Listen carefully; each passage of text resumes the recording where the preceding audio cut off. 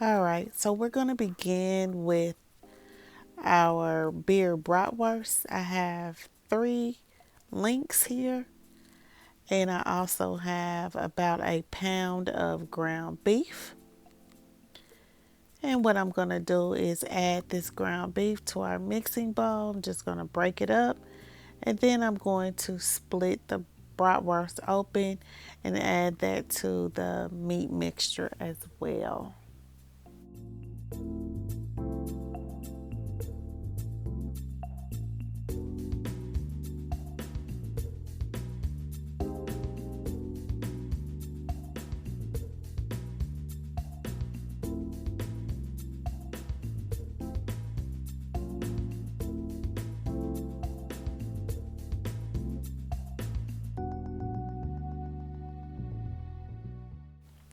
Here I'm adding 1 egg to the mixture, and I'm also going to add my spices. So here I have a half a teaspoon of onion powder, a half a teaspoon of parsley, a half a teaspoon of basil, a half a teaspoon of Old Bay seasoning, the hot seasoning, and a half a teaspoon of paprika, a full teaspoon of garlic powder, and also some ground cumin, a half a teaspoon, and then this is a half a cup of finely chopped red onion, and a half a teaspoon of salt.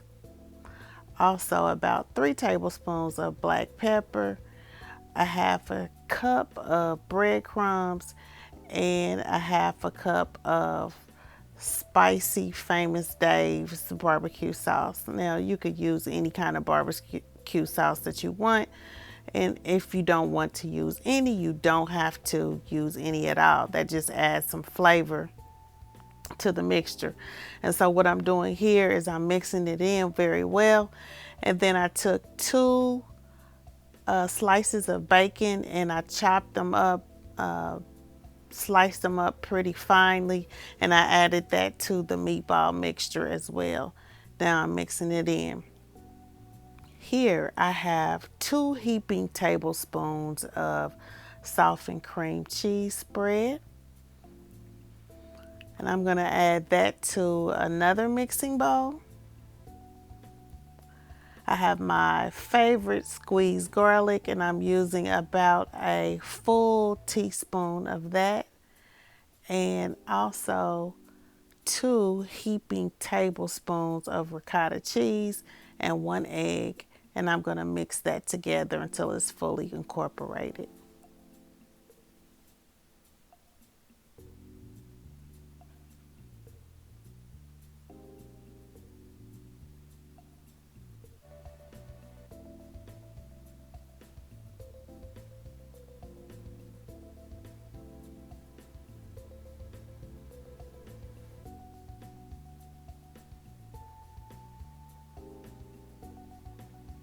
Next, I'm going to add about a half a cup of finely shredded Parmesan cheese to that cream cheese mixture.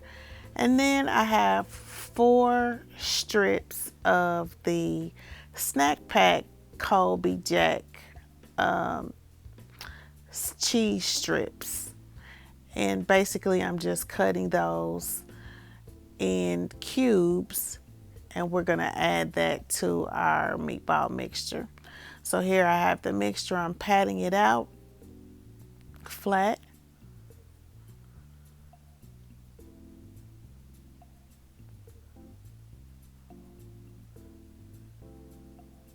And I'm making a small little indentation in the middle of the patty.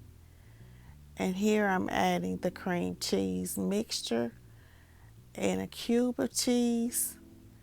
And I'm trying to fold up the meat mixture around the cream cheese. I didn't do a very good job with this first meatball.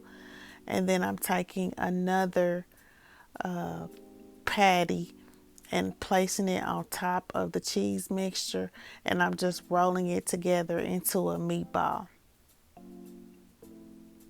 And as you can see, some of the cheese mixture seeped out, but that's okay. That will happen sometimes. No problem. Now, I thought that they were going to be small enough to fit in those muffin pans, but they are way too big. So I'm just placing them in those muffin pans, but I'm going to switch to another baking dish later. So here I'm showing you how I've done it again by placing the mixture onto my little cutting pad. I'm adding in the cream cheese mixture, and then I'm going to add some the cheese on top and some other meat mixture on top of that, and then I'm going to roll it into a ball.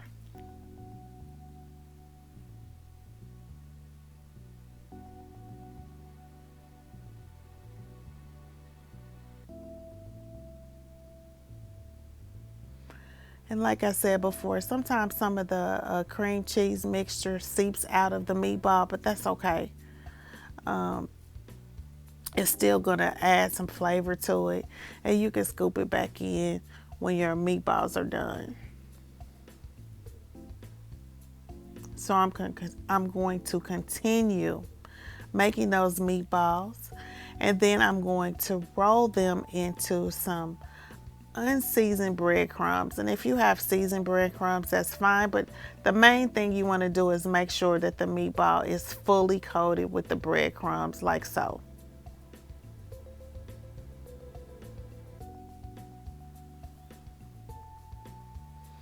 My oven is preheated to 350, and after I've rolled out all of the meatballs in this mixture, I'm going to bake them in a 350-degree oven for 30 minutes. And you can serve this with some marinara sauce or some spaghetti sauce, some pasta sauce, or even some Korean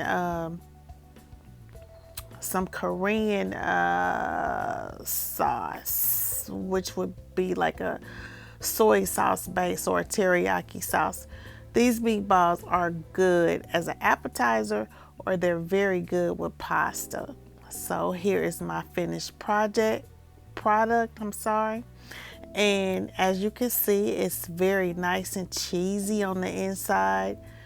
The cream cheese melted down very well, and so did the piece of cheese that was on the inside. These are very, very tender and packed full of flavor with that bacon,